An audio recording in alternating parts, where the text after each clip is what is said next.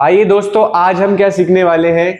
आज हम सीखने वाले हैं आउटस्टैंडिंग एक्सपेंसेस की ट्रीटमेंट कैसे करनी है। ठीक है, सबसे पहले मैं अपना परिचय दे दूं। मेरा नाम कपिल है और मैं एनईएस एकेडमी में अकाउंट्स पढ़ाता हूं। ठीक है, अगर आपको यहां पर आना है और हमसे बहुत कुछ सीखना है तो आप आ सकते हैं। बहुत अच्छे अच्छे ऑफर्स भी आजकल चल रहे हैं। ठीक है, तो आइए स्टार्ट करते हैं बिना किसी रुकावट के अपने ट्रीटमेंट कैसे किया जाए आउटस्टैंडिंग एक्सपेंसेस का। याद रखना, जब भी आउटस्टैंडिंग एक्सपेंसेस होते हैं तो इसकी एंट्री क्या होगी। मान लीजिए आपको सैलरी पे करनी थी अपने एम्प्लॉइज की, तो मान लो सैलरी जो आपकी सैलरी थी वो थी 10,000 रुपए। ठीक है, 10,000 रुपए महीने, तो एक साल की कितनी सैलरी होगी आपकी? 1,20,000 रुपए।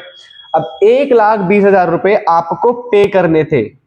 मान लीजिए कि आपको 1,20,000 पे करने थे। वैसे मैं आपको बता दूं, सैलरी हमेशा मंथली होती है, बट क्योंकि जो हमारे अकाउंट्स है, हम एक फिक्स डेट मान लेते हैं कि उस दिन क्या होने वाला है, ड्यू होने वाला है।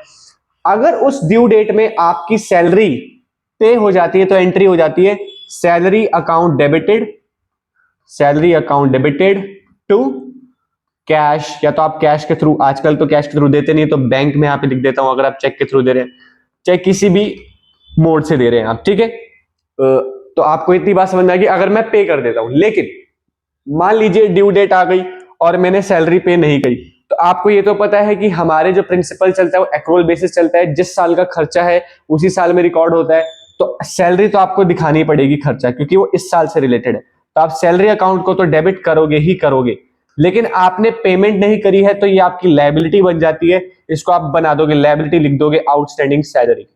क्या मेरी बात समझ में आ रही है? अब आउटस्टैंडिंग सैलरी आपकी क्या बन गई? लायबिलिटी बन गई। ये जो सैलरी है, क्योंकि ये नॉमिनल नेचर का अकाउंट है, तो पीएनएल में जाके क्लोज हो जाएगा। पीएनएल टू सैलरी आपको पता ही है। आप जब पीएनएल अकाउंट बनाते हैं तो उसके डेबिट साइड क्या लिख देते हैं? Salary account to salary. ठीक है, और जो ये आउटस्टैंडिंग सैलरी है ये बैलेंस शीट में चली जाएगी। कहां चली जाएगी? बैलेंस शीट में लायबिलिटी साइड चली जाएगी। बोलिए, क्या मेरी बात आपको समझ में आ गई? तो इस तरीके से आप क्या करेंगे, आउटस्टैंडिंग सैलरी या फिर आउटस्टैंडिंग एक्सपेंसेस जितने भी हो सकते हैं, रेंट हो सकता है, इलेक्ट्रिसिटी बिल हो सकता है, उसकी आप ट्रीटमेंट करेंगे फाइनल अकाउंट्स में। Thank you.